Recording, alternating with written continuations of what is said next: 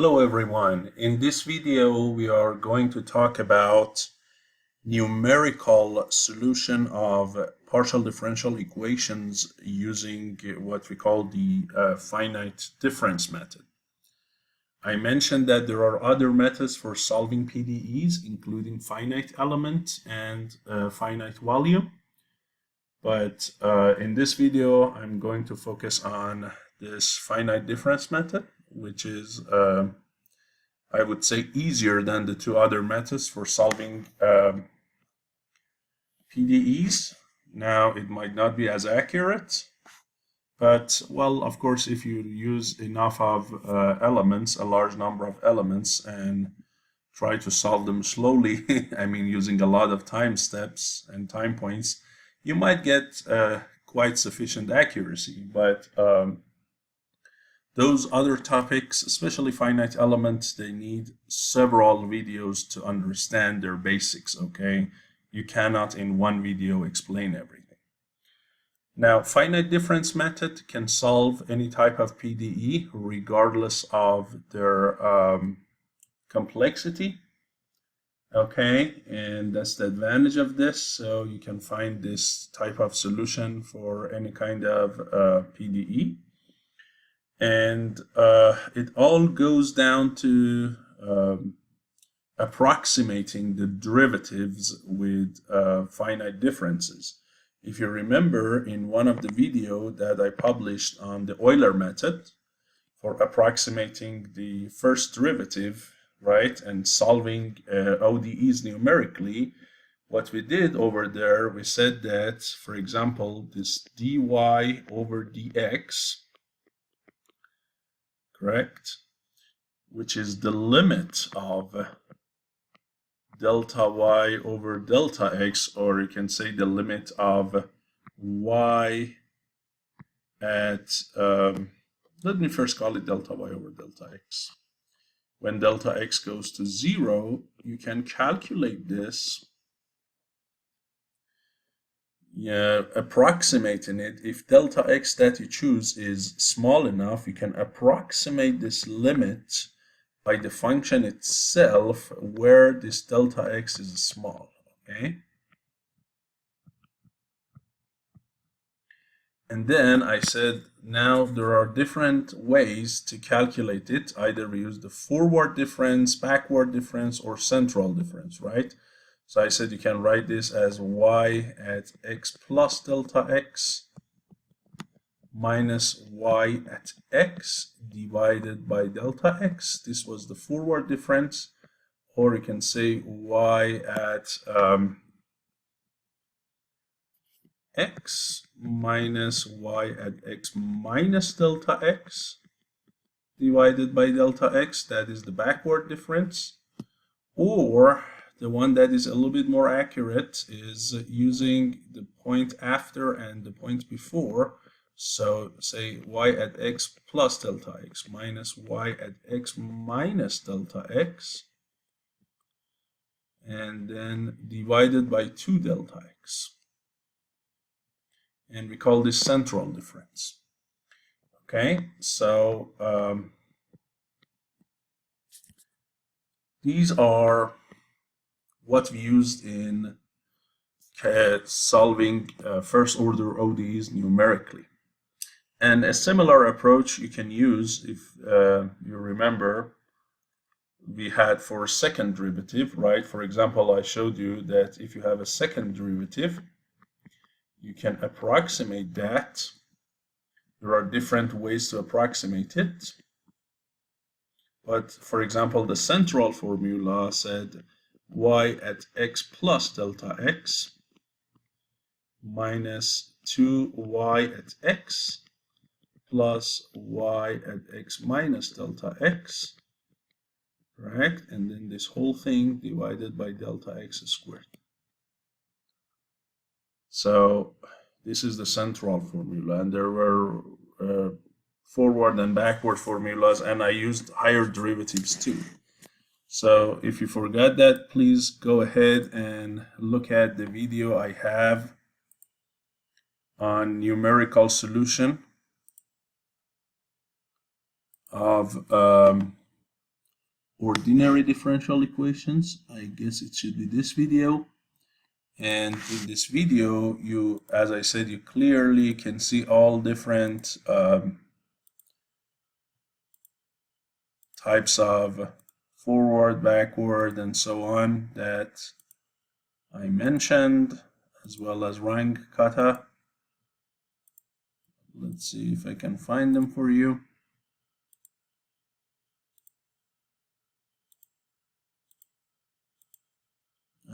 Well, I guess then no, it was numerical differentiation. I'm sorry, it was numerical differentiation, not that video. And yeah, here you see you have the forward, backward difference, and I showed you how to do it numerically. I just want to remind you that here, you see, that's that central formula. And there are other versions too. You have higher order derivatives, right? For example, if you want the cubic third derivative, you can use this term and so on and so forth, right? So, good. Now, how can we use any of these to solve a partial differential equation? Well, the approach is similar. Let's say, for example, you want to solve the heat equation, right? So if I want to solve the heat equation, the 1D heat equation using conduction in a bar, the equation is this. If you remember, it is like T with respect to time is equal to K over C times rho T double X derivative, right? Where T is the temperature, K is the conductivity, C is the specific heat, rho is the density, right? So here you have a bar, the length of it is L, and the temperature is distributed on this object, correct? So you have a T at position X and at time T, correct? Where X is measured, let's say, from the left end. So you have something like this, right? This is X of L, this is X of 0, and at each point you can have a temperature with respect to time. And the two endpoints, if you remember, we have two conditions for the two endpoints. We call them boundary conditions. So how would you control the temperature at these two ends, whether they are insulated, whether the temperature is fixed, whether there is convection, and so on.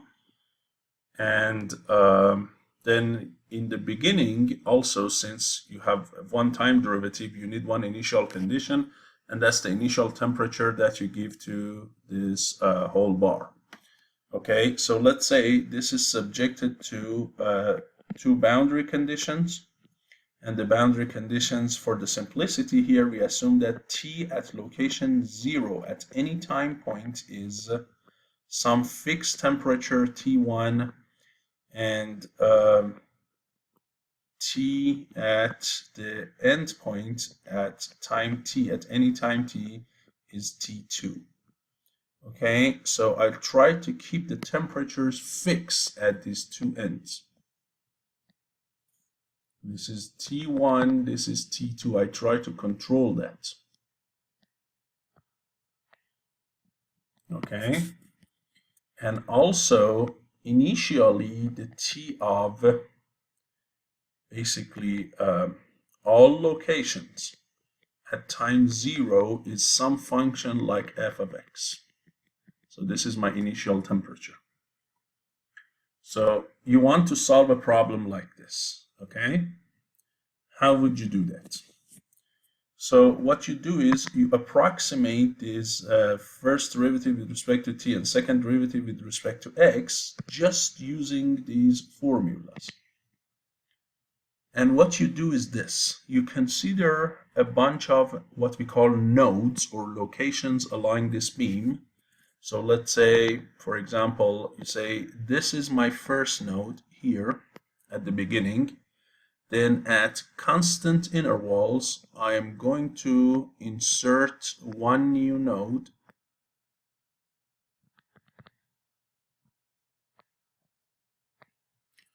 right? So in general, you have n nodes. The location of an arbitrary one, you can call it x.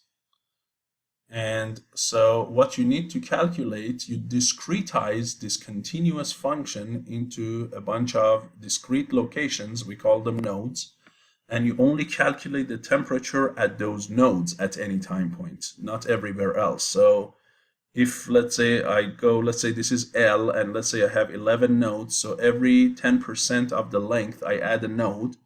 So I have one at 0, one at L over 10, 2L over 10, 3L over 10, 4L over 10, all the way to 10L over 10, which is 1L.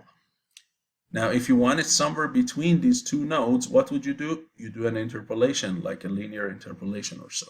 So we basically break the domain into a bunch of discrete parts here, just nodes.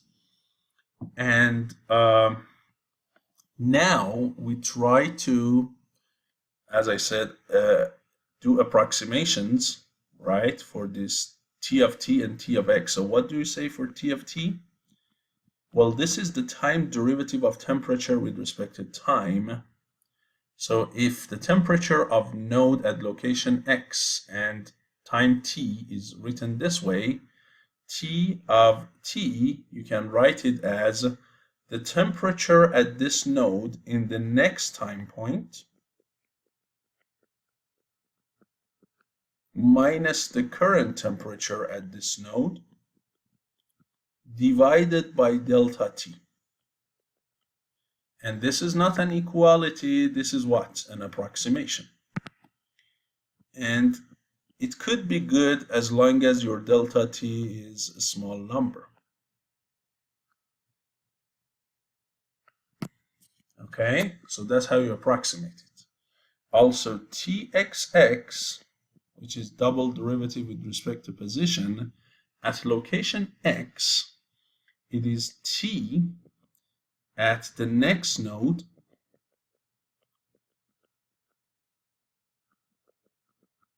minus 2 times t at the current location plus t at the previous node, the node on the left side,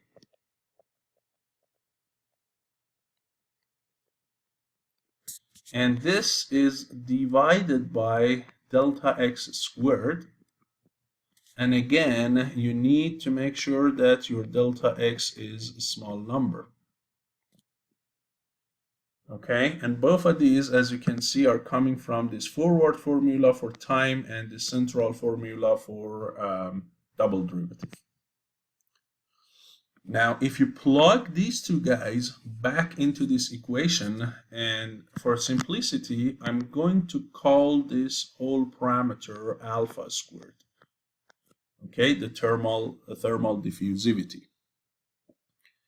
Now, I plug those two back into my original equation, see what you get. So here, I would call this original equation 1, and these two finite difference approximations, I call them 2 and 3, and now I'm going to plug 2 and 3 into 1. Okay, so 2 and 3. Let's plug them into 1, see what we get. So we are going to get exactly that term. If you want, I can just copy it to save some time. So that term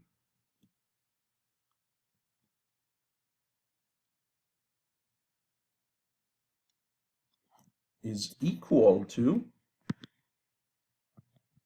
alpha squared times this guy. And again, I'm going to copy this as well.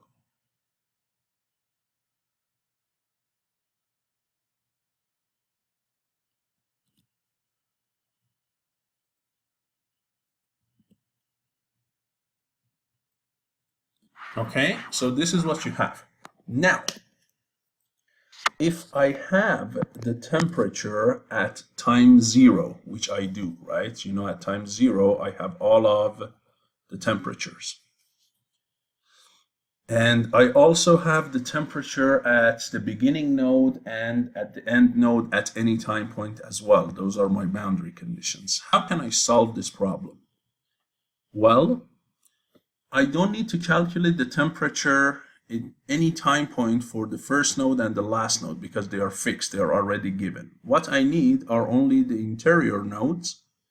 I need to calculate their temperature, and not for time of 0 because it's given, for the time that is after time 0 all the way to the final time of my calculations. Okay, so here my x is between 0 and L, the physical domain, and my time is between what? 0 to some final time, right? And all I need is this temperature, as I said, at location x and time t, where I don't need it at 0 and L because I have it already, and I don't need it at time t0. Okay, so this is what I need to find. Not in the beginning, not in the end, not at the beginning time. This is what I need to find. Okay, so now let's say if I focus on the second node, I want to focus on the second node. I want to focus on the second node at time delta t, right? Know that my the positions are changed by delta x, right?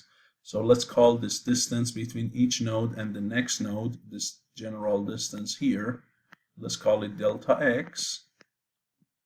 And the time is incremented each time by a factor of what? Delta t.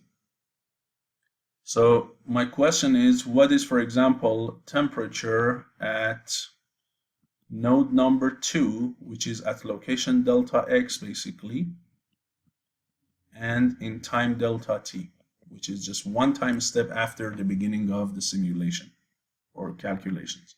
What is this? Can I calculate the next time point at the second node? Yes. If I look at this top equation here, in order to calculate it, so you have to plug in t of 0 in this equation. You have to plug in t of 0 and x to be delta x.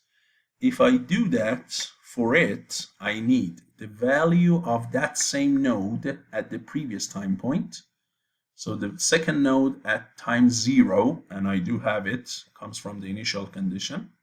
I need delta x and delta t that I already have chosen something for them. Alpha is just a number. I need the value of the node on its right side, which is the third node, at previous time point. Remember, I said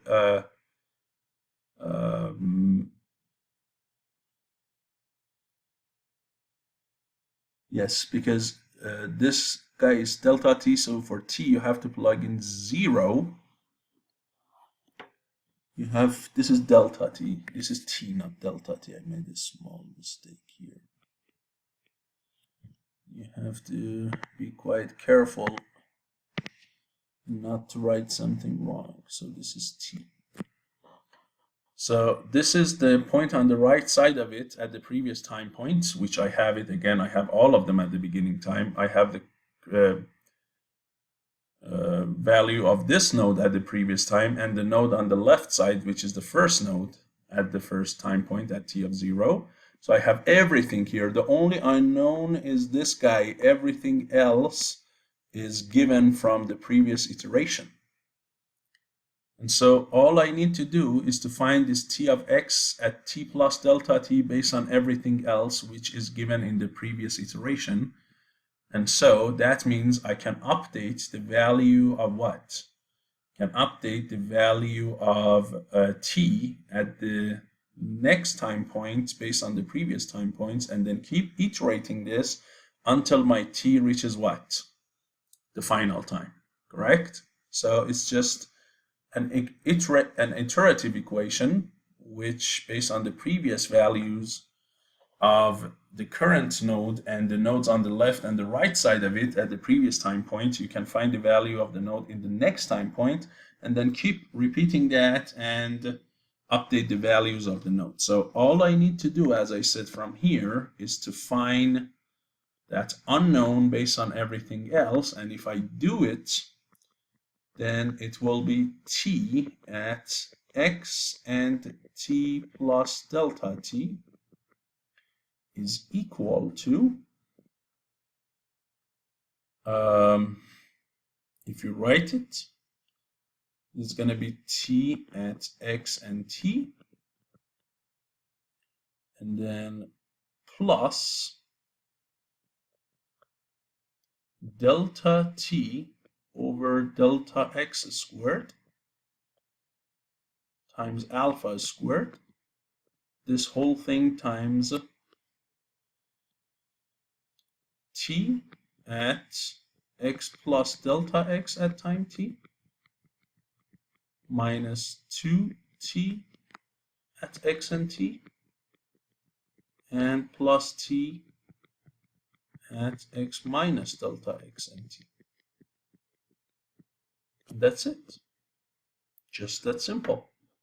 Again, everything on the right hand side I know from previous iteration. All I need is to find the current value or the next value and then keep repeating this. So if I apply this equation, I should easily be able to keep updating my values of t at each node and keep repeating it until this t plus delta t becomes what? The final time. And that's it. Done. Okay, so now with that in mind, let's look at a code, a MATLAB code I have written for this problem. So here I consider the length of the bar to be 20 centimeters or 0.2 meters. I use 2 centimeter delta x. So I'm going to have 11 nodes, right? And I form the location of these nodes. X goes from 0 with increment of dx to L, and the number of nodes is n, which is 11. Then in the time domain area, I want to simulate this for 20 seconds with small increment of 1/10,000. You might say, why did you choose this small? I'll tell you. These are the time points, so t involves all of the time points that I need, and the number of time points is m. The values I chose for aluminum, K, C, and rho, and I calculated alpha squared. Then here, before I do anything, remember this t has to be calculated, as I told you, at what? At so many nodes in so many time points. So you can consider this t to be like a matrix, right? With the rows allocated to nodes and with the columns allocated to time points. So what I did, I started my t with all zeros, n rows, which is 11 in here, and m, which is 20,001 data points, time points. So it's a big matrix. I started them with zeros, so when I go through my calculations and do this, calculate them through this iterative equation or recursive equation, the size of t does not change. We call this pre-allocation, and this is used to expedite the calculations in MATLAB. Then I say t at the first node at any time point is always, I want to fix it at 10. T at the right hand side, the end point, the end node, at any time point, I want to keep it at 0. So I'm trying to choose T1, the temperature I mentioned here, to be 10 and T2 to be 0. Okay? And you can choose any number you want. Here is my initial function f of x. Remember I told you this is the initial temperature all over the bar, or for all nodes, and I have chosen the shape of it to be like a parabola. Of course, an inverse parabola that is exactly 10 in the left end. It is 0 on the right end, and then in the middle the temperature is increasing. Okay, so it's a parabola, and I chose these gains again so that these conditions are satisfied also at time 0. So I'm not going to choose any arbitrary function. It can be any function as long as the values at the first node and the last node, even at time 0, are still 0 and 10. So this should match those two as well. And then now this is the part you need to pay attention to. Mathematically, you can show that. I'm not going to get into detail of that, but if you want, let me know. I can give you references. This numerical solution, remember here we are approximating the derivatives. And we need really delta t and x to be small, but the thing is, there should also be a relation between delta t and x. You cannot just completely choose both of them arbitrarily. There should be a relation between delta x and delta t to make sure that this approximation of derivatives is not causing any problem, and this numerical solution to the actual PDE is converging and it has stability. Okay, so it does converge and it doesn't show some weird results. If you want discussions on stability and convergence of numerical solvers, I can make a separate video and talk about it. But in this video, I'm just talking about practical application, so I'm not going to prove anything. For this specific PDE, which has a first order time and a second order position, you should have your delta t to be less than or equal delta x squared over 2 for stability of the solution.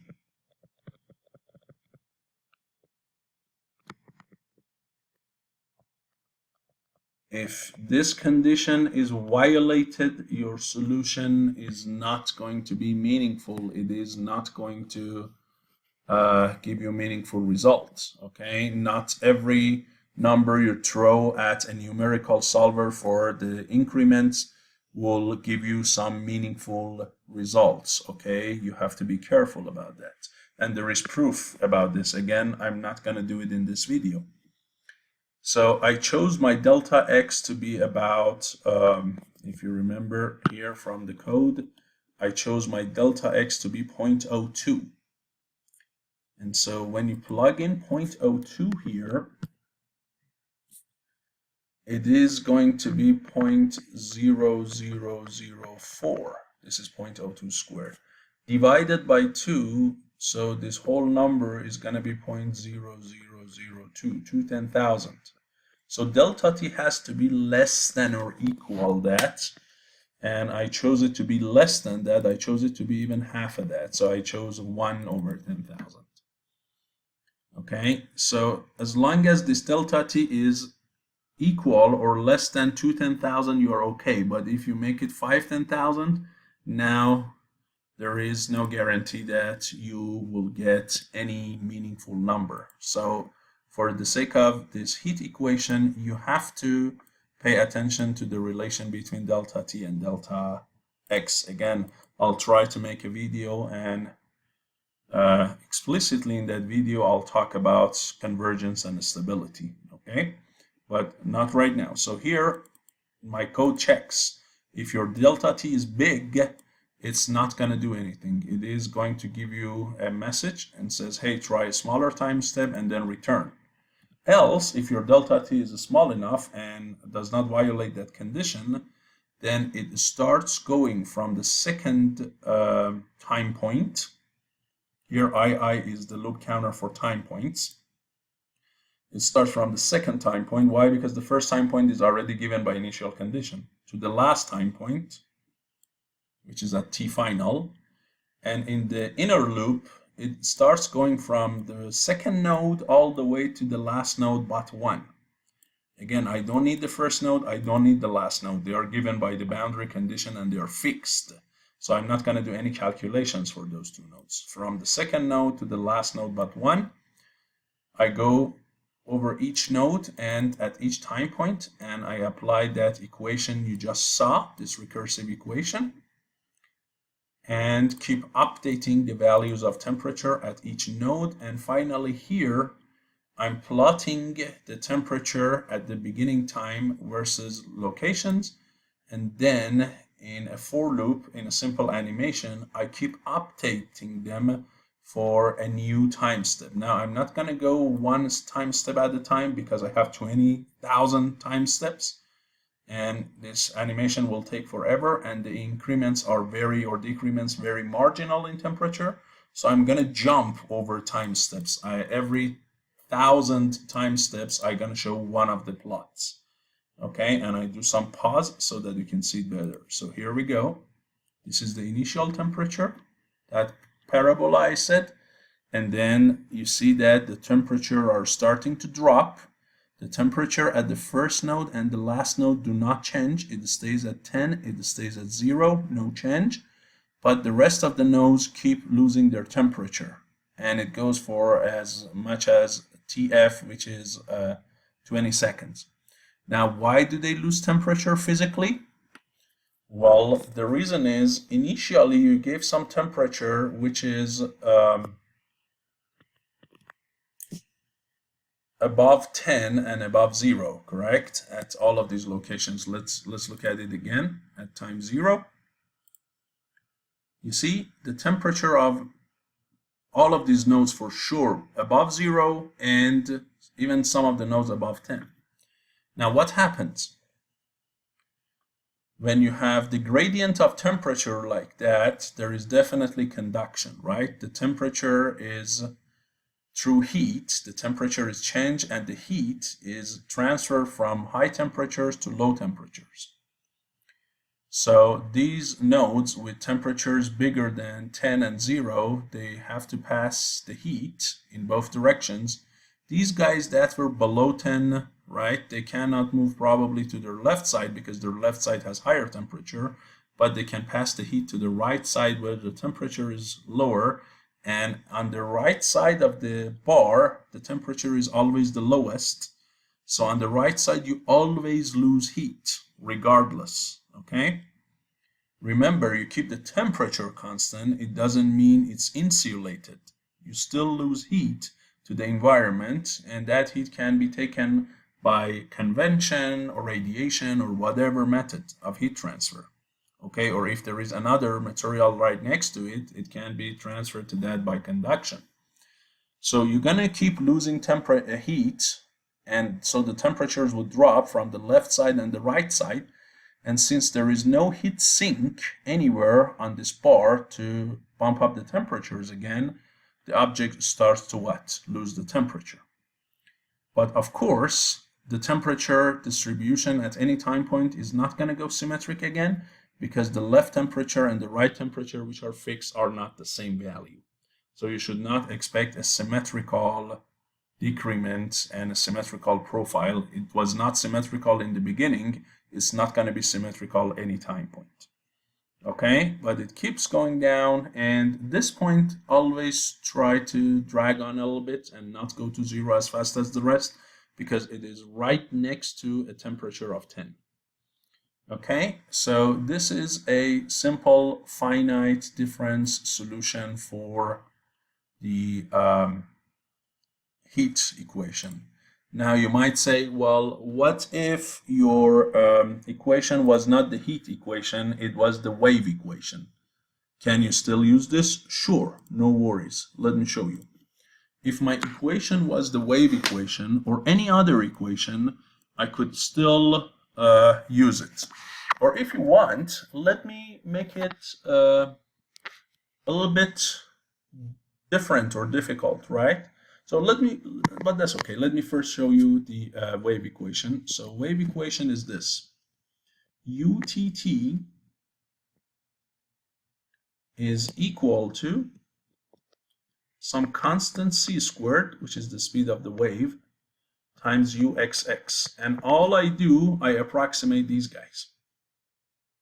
So this one is going to be what? It's going to be u, the displacement, at the next time point. If I say my function is u of x and t, this is what I need to find, then this is going to be u at x and t plus delta t minus 2 times u at x and t plus u at x and t minus delta t divided by delta t squared. This is equal to c squared times u at next node point minus 2 times u at the current location, current time, plus u at the point on the node on the left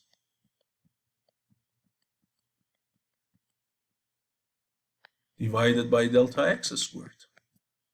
And again, guess what? At any iteration, when I try to use this for any node, the previous value of the node and the previous value, okay, so if you say this is the future value, the current value is given, or if you say this is the current value, this t is the previous value. So this one is given, this one is given, this one is given, this one is given. They all come from your previous iteration values. And this is not only previous, it's 2 iterations before. And this one is also given. So everything is given. C is a given, delta t and delta x, you have to choose. And that whole thing, the only unknown in it is this u at x and t plus delta t. It's the next time point of the node that you are interested. And again, guess what? Multiply both sides by delta t squared, add these two terms to the right-hand side, and keep repeating that. Just break down your, let's say, your string into a bunch of nodes, use a bunch of time steps, and keep repeating that. So it's a little bit more complicated, right? Because you have 2 terms here instead of 1, but the overall procedure is going to be very similar to that. No worries, right? So that's what you can do for the wave equation. Or let's say if you have the Laplace equation. So your Laplace equation is uxx plus uyy equals 0, right? That's your Laplace equation.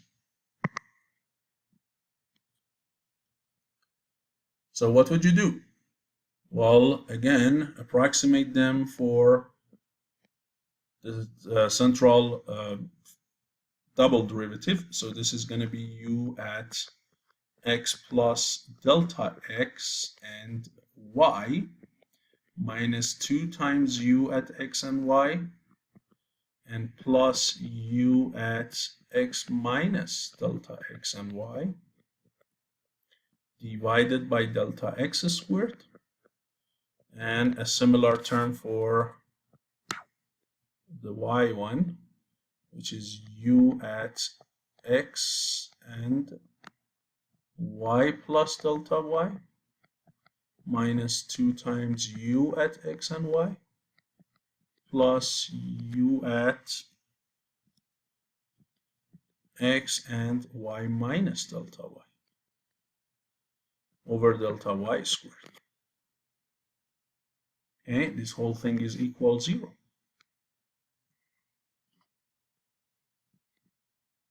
Now what? Now let's say I have a domain like this, square, and I'm going to divide this domain into a bunch of nodes, right? Like this.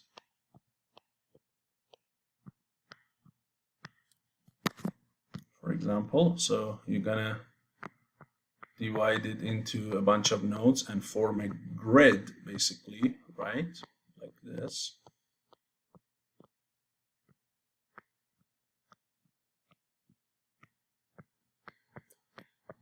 Then you can say x is my horizontal axis, y is my vertical axis. So each node has a location x and y, and now if I want the values here, what can I get? So here, let's say this direction is x, this direction is y, and this point here is x and y, so this is u of x and y. You want to calculate the value of displacement or temperature or whatever it is, the potential field of fluid. Let me zoom in. You want to get that at that location, and there are 4 nodes around it. This one, let me use a different color. So there are 4 nodes around it. This one, this one, this one, and this one. This guy here on the right is x plus delta x and y. This is x minus delta x and y. Correct?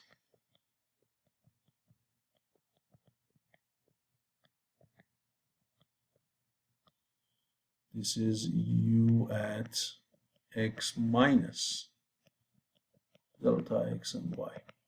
This guy is u at x and y minus delta y.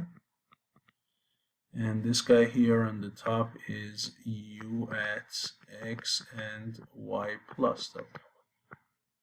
So the 4 nodes just adjacent to my current node, not the diagonal ones, these guys are the ones that I will use their values to update the value of the center node. Okay, so now can I do that? So now that's the problem. Can I do that? So what conditions do I need here? Let's talk about the conditions.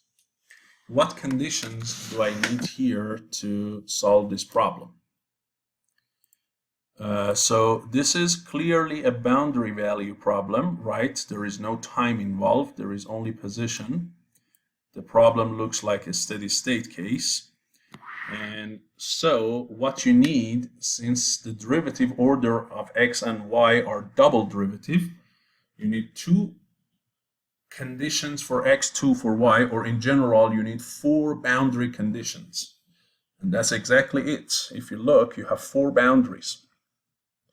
So how you can change the whatever the displacement, let's say, at these boundaries, that will, if u is displacement or whatever parameter it is, that's how you control the solution. Okay, and that's how you control how this u in the middle would change. So again, this is a boundary value problem. And here u can be anything, temperature, whatever. So how would you control the u at the boundaries? If you remember, if I fix u at these 4 boundaries, that's what we call the first type of boundary value problem or Dirichlet problem. And that makes life quite easy, right? Why? Because, for example, I say that here, and let's say the width of this is w and the height of this is h. So here I say that at x equal w, I keep u to be a constant value u2. Here on the left edge, at x equals 0, I keep my u to be u1. On the top edge, at y equals h, my u, I try to control it at u4. And at the bottom edge, where y is equal 0, I'll try to control my u to be constant u3. Okay, so this is the boundary value problem type 1 or Dirichlet. How would you use these boundary nodes and their value that are fixed to calculate the midpoints. Well, let's take a look here. So if I want to use this equation that I have and these fixed boundaries, let's go and focus, for example, since these nodes on the boundary I don't need to change, they are fixed. Let's say my focus is this node here, next to the node, next to the edges. Well, in order to know the value of this, I need to know these 4 nodes around it. 2 of them are on the boundary, so that's good. It means I'm lucky, right? I got this one covered and I got this one covered. I don't know these 2 right now. So if I go and look at this equation that I have, this u of x and y is unknown. I don't know it. Also, the u at x plus delta x and y plus delta y are also unknown, but x minus delta x and y minus delta y for this node is known. They are known. And delta x and delta y I have chosen already. So now if you write it, these 3 unknowns that you have, in this equation, you cannot find one unknown based on everything else. It's different from the previous case where in your whole equation, you only had one unknown and then you found it and keep repeating it. Here, you cannot do that right away because you have one equation with 3 unknowns. Okay, you have one equation with 3 unknowns. And so that's not possible. Okay. So what you can do is to only write it as an equation with 3 unknowns. Okay, good. Now I move to the next node here. When I come to this node, I need these 4 nodes. One of them is already one of the unknowns of the previous problem, the previous equation. So that's an unknown, but not a new unknown. This one is already taken care of. I get 2 new unknowns plus itself 3. When I keep going here in this direction, each time you see that with each node I go over, I get 3 unknowns, the node itself and the 2 on its right side and above it. And if I go in the y direction, let's say I go in this direction, that's the same thing. This one was the unknown of the previous equation. This is taken care of. These 2 I don't know. Correct? So on each new node I go, there are 3 unknowns that would appear. Right? So then, would you ever get enough equation to solve for all of these unknowns? Yes. Why? Why is it that you can get enough of that? Well, let me tell you how. So let's make it very simple for the moment to see. I'm going to reduce the number of nodes and I give you an example on how to do it. Now, there is another way that people try to solve this. And it's kind of trick, and they try to repeat the values of each node outside. They create a mirror image of that, and that gives you the value of this node. So there are some tricks that you can do. So let me show you with a fewer number of nodes, which is easier to show, how you would solve for all of these unknowns, right? Let me show you that. So the 2 approaches are, one approach is like this. As I said, let's say here, and as I said, I want to use a smaller number of nodes to make the life a little bit easier. So let's say only 4 nodes in each direction.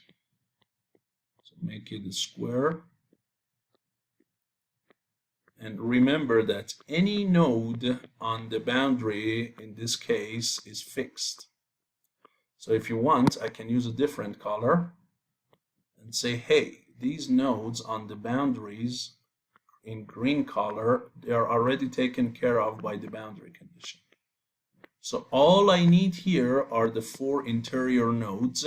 I just have 4 unknowns. Now, would I ever get enough equations? So when I write the equation for this node, let me call it node 1, node 2, node 3, and node 4. When I write this recursive equation, or not recursive, this discretized equation for node 1, it will involve these 2 green nodes, which are already fixed numbers, node 2 and 3. Correct? So my equation 1 will involve what in it? U1, U at node 2, and U at node 3. All 3 of them are known. When I go for 2, equation number 2 would involve node 1, which is already taken care, it is already an unknown in the previous equation, so it's not a new unknown. And this node, which is fixed, and this node, which is fixed, and U4. And when I go over equation 3, which is for node 3, it involves this one and this one, which are given, and then again 1 and 4. And when I go over equation 4 for node 4, which is here, I will get this top one and right one, which are fixed, and then nodes 2 and 3. So you see, I got 4 equations for different boundaries, and I got 4 unknowns. That's enough to get all 4 of them. If I rearrange those equations into a 4x4, then I can solve for all of them in one set, in one time solution, right? Because you have enough equations for the unknowns. That's it. So instead of finding each node and then moving to the next node and so on, you have to solve for all of the interior nodes all at once by forming a linear set of equations, where these linear set of equations are typically, if you write them, for example, in this case, then these equations are going to be something like this, where here are known values of the right-hand side. Here are U1, U2, U3, and U4. And here you have a 4x4 matrix, and most of the time you can rearrange it to be something like this. The main diagonal has non-zero entries, and the 2 lines parallel to the diagonal right next to it. The parallels, adjacent parallels of the main diagonal. They can have non-zero entries too. Everywhere else it is 0. And the solution of that is a little bit easier than when the numbers are all over the place. This type of matrix, we call it tridiagonal.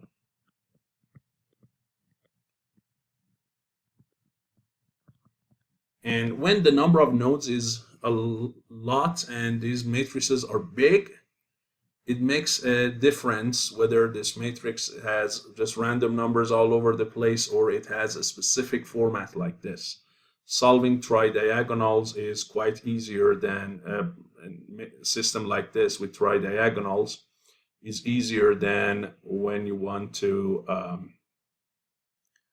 solve again with random numbers. And what it does, if you call this unknown vector x, and this is matrix A, and this is vector B, it's not going to go and say, hey, A inverse times B is the solution X. It can, as long as the number of nodes is small.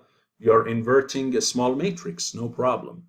But when you want to have accurate calculations, the number of these nodes are a lot. Okay, and so this matrix is going to be huge. And inverting a huge matrix is not a simple job. It is quite time consuming for any processor. So instead, they try to solve this set of equations using Gauss-Jordan elimination, which is faster than inverse. taking inverse of a big matrix. And that's where, if this matrix has this tri-diagonal format, solving that problem is quite easier than, again, random numbers all over the place. Zero, non-zero. Okay? In my future videos that I talk about linear algebra and solving a set of linear equations, I'll talk about this Gauss-Jordan tri-diagonal and how to do it. But what I want to show you is, yes, although it seems like in each equation you get a bunch of unknowns, but many of these equations share these unknowns, and at the end of the day you get enough equations for the number of unknowns, and you have to solve all of them in one iteration. Okay, so you just need to form this set of equations in each time point for all of the nodes, solve it, then go to the next time point. Again, you have to solve another thing like this, and that's why you see it's costly, because not only this matrix is big, you have to repeat this, update these numbers, update matrix A, update matrix vector B in each iteration, and resolve for the interior unknowns. Okay, so this is one way that you might go about solving this.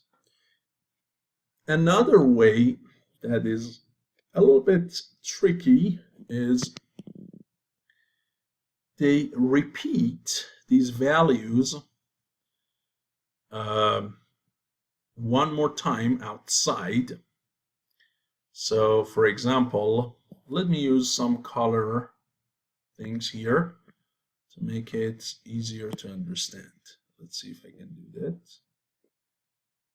I don't want the square to go. See if I can do that.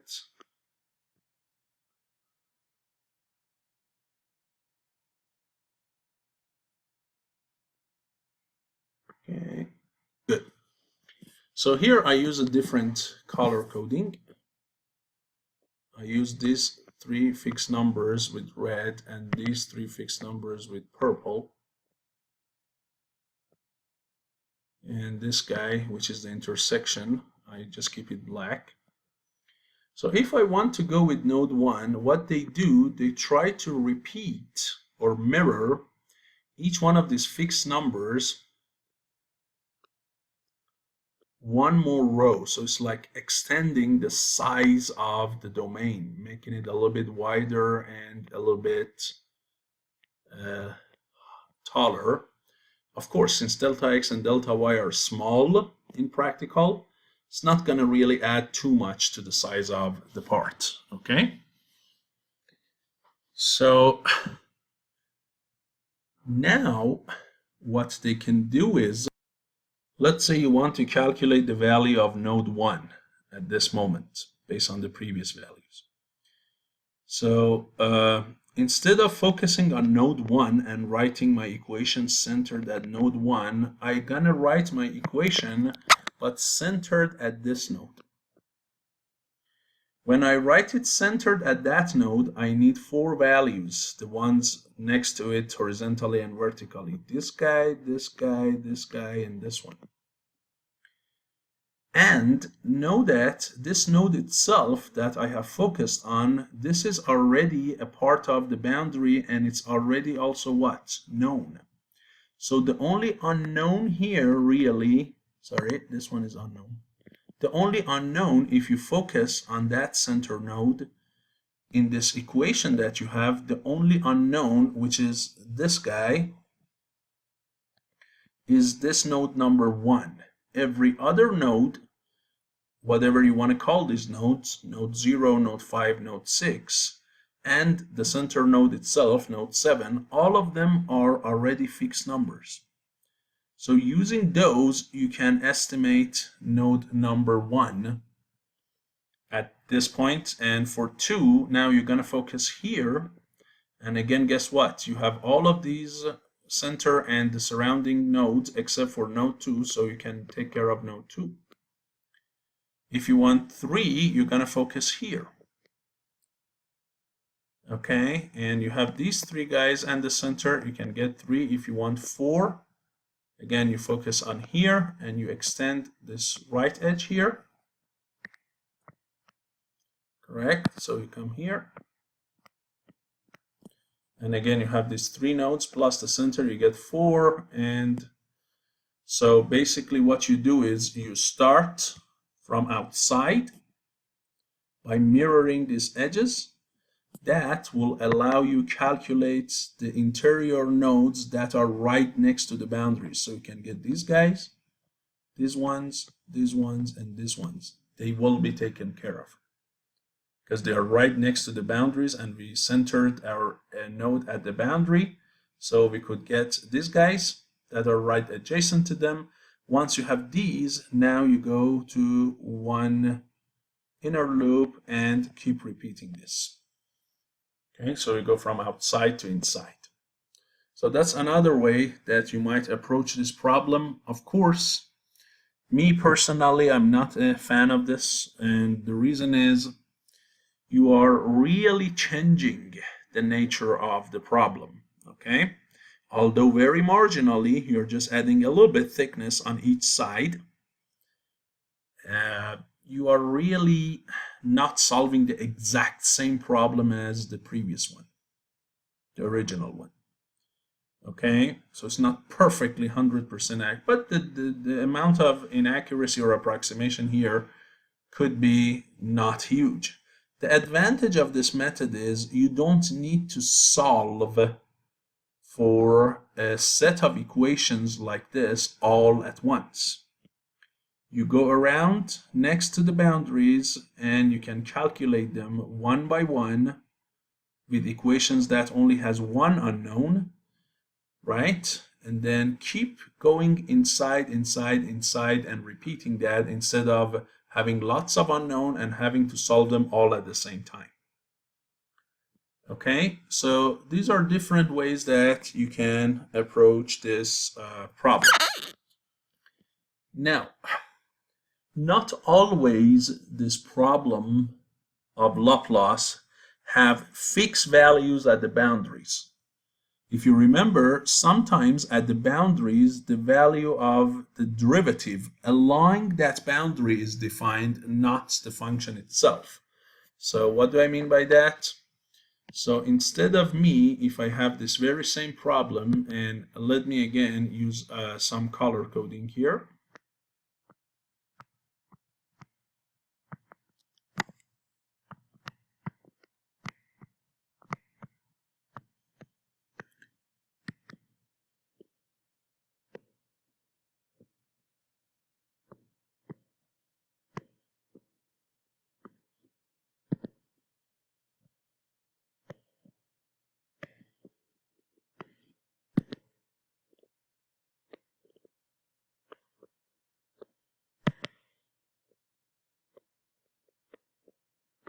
So here, let's say, instead of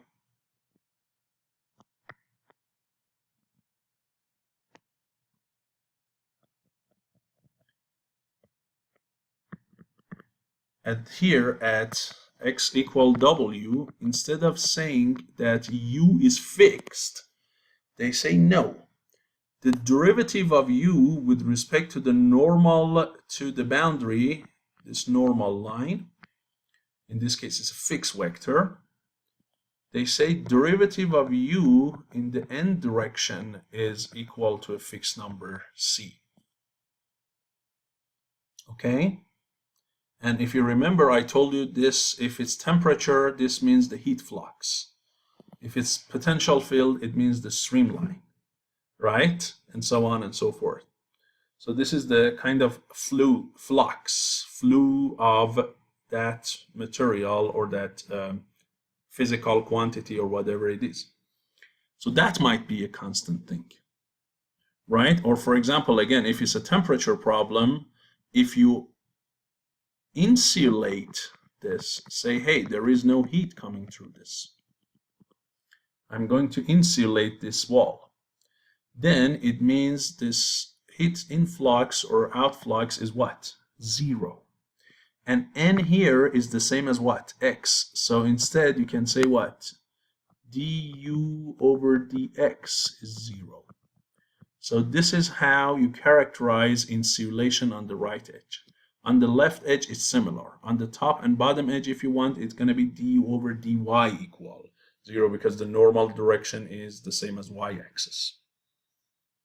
Okay, so now how would you use such boundary conditions? If you remember, we call this what? We call this boundary value problem number 2, right? Or Neumann. So if the problem has Neumann boundary conditions, how would you incorporate that into your finite difference method? So let's say when you come to the node here, right? And this node has two other nodes adjacent to it. So now I have this condition here, right? At this location, du over dx is 0. How does that help me? Well, remember the first derivative I can approximate, right? The first derivative, du over dx, I can approximate it using forward difference, backward difference, or central difference. If I use the backward difference at this location, it is going to be u at what? At x, correct? And time t, minus u at x minus delta x and time t, divided by delta x. And if I set this equal to 0, it means the numerator is 0. And when numerator is 0, it means u at the node on the left-hand side should be the same as the current node. So whatever this number is, that guy is going to be the same as that. Okay, and you see that gives me an equation. Right? That gives me an equation. And note that these numbers, initially you have to start them with something. So it means these nodes are going to be the same as the right end. So this is the equation that it will give me. Okay? Or some people, in order to incorporate that, if they don't want to use the backward derivative, or if the node is here, then again, if I want to focus on this and use du over dx for this node and set it equal to 0, let's say this edge is also insulated, then since the right side of that edge is within the material, I use forward. I say this is u of x plus delta x and t minus u at x and t divided by delta x. And x plus delta x and t is what? It's this guy. And this is that one. And it says, since this is 0, it means the value of these two nodes have to be the same. So that is the extra equation that you will get.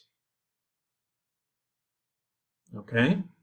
So that's how you incorporate a basically what we call Neumann boundary condition. The flux value. And if it's a mix, then you can use mix, of course. On the edges that it's fixed, use fixed numbers. On the one that you have this normal derivative is equal to 0 or a fixed number, then you do that. And in any ways that you do it, this system gives you enough of equations for all of these unknown numbers, and you should be able to solve a system of equations, okay? All at once like this, or you might come up with a trick like that to keep repeating it instead of solving a big system of equation all at once. Now, in some textbook, you see that since this first derivative, forward or backward, has smaller accuracy than the central finite difference formula, right? If you remember, the center finite difference for first derivative has accuracy of delta x squared, while the forward and backward are only delta x. So the central is more accurate than the forward backward. So what you can do is if you want to use central, well, the problem is if you focus on that node, you cannot do central because there is only a node on the left. There is nothing on the right. And that's where, as I said, like that previous thing, they would repeat this edge here. Okay, now you can do the central, right? Or if it's this one again, they repeat this here on the left side, and now they use a central, and that central has these two numbers which are the same and this unknown, and that gives you an equation. So this mirroring technique is common for when you want to use central at the edges, and but some people prefer to use forward and backward at the edges properly so that they only include the interior nodes. Okay, so this is how to incorporate boundary conditions. One other thing that might basically you might have a question on is, well, what you did so far was solving one of these equations, right, on a rectangular boundary, which I can easily put a node, right, at proper intervals and cover it with a grid, right? But what if the boundaries are not regular? So, for example, you want to solve the 2D heat problem on an object, the steady state problem of it, so it includes like Laplacian equation, right? But the boundary here is not a regular boundary. So you have something like this, for example, something that you see here, some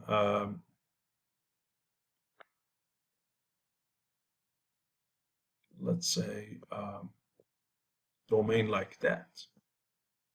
Now what?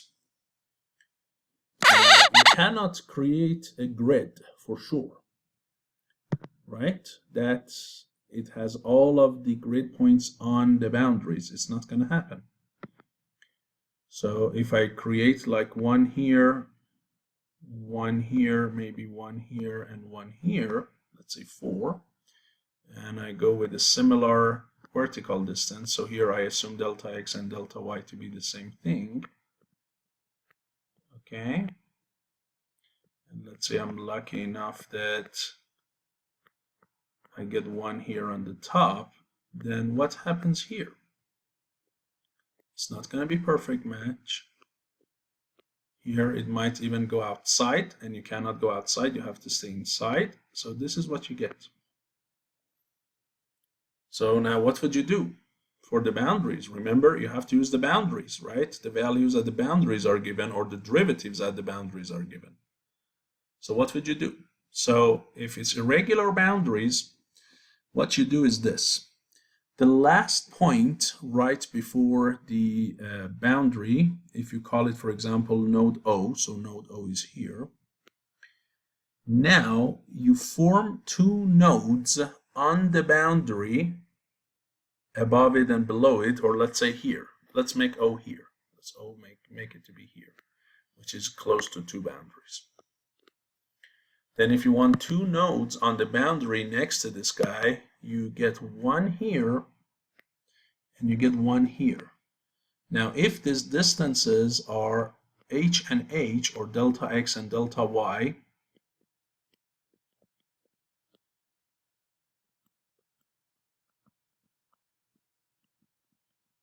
let's say equal in this case, clearly this distance and this distance, they are not h, they are smaller than h. So you might call this b times h, and you might call this a times h, a fraction of h. A and b are both less than 1.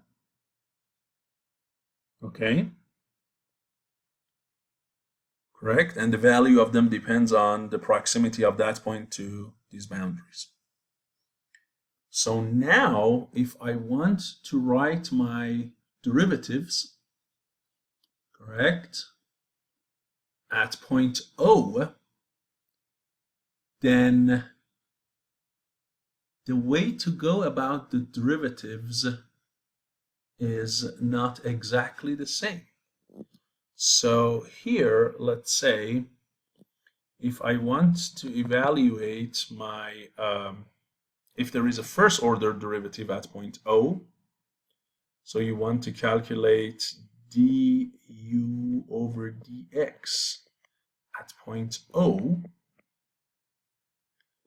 you say this is equal to u at point A minus u at point O divided by AH. You approximate that. Correct? By A times H, not H. Okay? So if you are doing this forward derivative here in the x direction, at point O, instead of your new denominator have h or delta x, you have to have a times delta x. And similarly, if you want to calculate the second derivative at that point,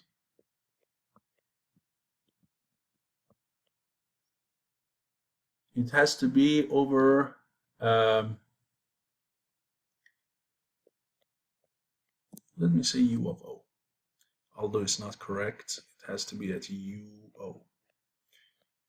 This, if you want to approximate it, when you use the point on the boundary and the points on the left and bottom side of it, now these two are good. These are H and H, but not these ones. So what would you use for delta X and delta Y? Remember, on one side of it is H, on the other side of it is not H. It's AH and BH. So if I go back to those second derivatives that I had, look, this guy, this node is at H, this one is at A times H, or the other way around. This is at A, the distance between this and this is AH, this and this is simply H. So which one would you use here? H or AH? And the fact is, it has to be both of them, for each one its own. And so you have to go back to the Taylor series. And if you want, I can show you. My goal is not really to do that, but if you want, I can show you that. If you combine those two to calculate the derivative, the second derivative at UO is going to be 2 over H squared times 1 over A times 1 plus A times the value of U at node A plus 1 over simply 1 plus A times the value of U at P, the previous node, and then minus 1 over A times the value of U at O. Okay, so if you look at the coefficients of these nodes, the center node, the coefficient for it is 2, negative 2 times AH squared. For the right node, it is this guy. For the left node, it is this one. So if you want, if I take this 2 over H squared inside, or keep H maybe outside to make it something similar to that, right? Because remember, H is the same as delta X. So I keep H outside, bring 2 inside. It is going to be the coefficient of the node on the right hand side is 2 over A times 1 plus A UA. The one on the left is simply 2 over 1 plus A UP. And this guy is negative 2 over A UO. Okay, so these are the coefficients for the center node, for the right node, and the left node. Instead of this one be 1, this one be 1, and this one be negative 2. Now you clearly can see if A is 1, which means you're lucky that if you use the exact same h on the right side, this node A will be on the boundary, right? So you had no problem. Your node here with the distance of h falls on the boundary, not by shrinking it down, because remember I said A is less than 1 and B is less than 1. But if you're lucky enough that your grid node does fall on the boundary, then look at these coefficients, what they get. So if you plug in 1 here, you're going to get a 1, you're going to get a 1, and you're going to get the -2. And guess what? These are exactly these coefficients here. 1, -2, and what? 1. So you see this formula works just fine for A, which is even 1. Okay? It gives you what you expected. But if A is less than 1, what does it mean? Let's say if A is 1/2, what does it mean? If A is 1/2, let's look at the number of these coefficients, see what you get. Then the numbers you would get will be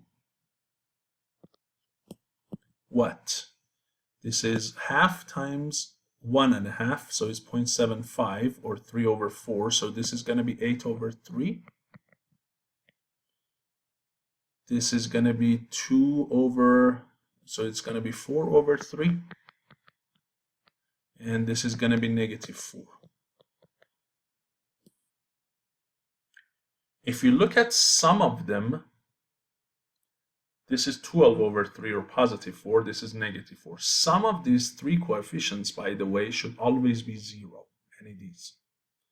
Even when it was 1, 1, and -2, again, some of the three coefficients was 0. And so for any A, some of these three coefficients is 0 regardless. Now, what's the meaning of this? If you look here, originally this one was -2, now it's -4. This one was 1 and 1. Now this one that is 1 is not made twice, it made less than twice. This one that is 1 is not made twice, it made bigger than twice. So this number is bigger than 2, this number is less than 2. And this is 2 times -2.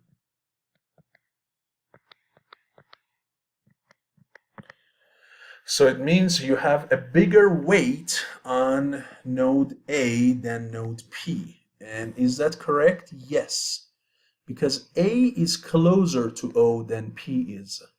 So the value of A is going to affect the value of O more than P does. You see? It's clearly coming from those coefficients. And similarly, if you want the second derivative of u in the y direction, right? Let's say you're solving the Laplace, again at UO. If you want that, it is a very similar formula, but using b. So it is going to be 2/h squared again. But instead of a, you have to replace it with b. So it's going to be 1/b times 1 plus b. U of the top point b plus 1/1 plus b. U of the bottom point, which was q. And then minus 1/b times u of point o. Okay, so the formula is identical to the previous case, except for A you have B, but A and B are different numbers in general. There is no reason that they are the same. They are the same distance from point O, from the boundary. Okay, so then for each boundary you have to, because you know the criterion for the boundary and you know the location of these points, so you can calculate locations of A and B, and whatever this distance is, you can write it as a fraction of a, and whatever this distance OB is, you can write it as another fraction of h. And so using that, you can find parameters a and b and plug it into these equations.